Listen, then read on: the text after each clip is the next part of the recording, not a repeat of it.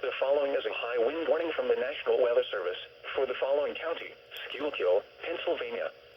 What? Northwest winds 25 to 35 miles per hour with gusts up to 60 miles per hour expected.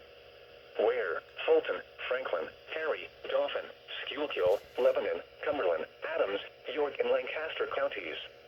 When? From 2 p.m. Friday to 2 a.m. Saturday. The strongest winds are likely Friday evening. Impacts: downed tree limbs onto power lines will likely result in scattered power outages. Travel will be difficult, especially for high-profile vehicles. People should avoid being outside in forested areas and around trees and branches. If possible, remain in the lower levels of your home during the windstorm and avoid windows. Use caution if you must drive. For high wind safety information, visit weather.gov/wind.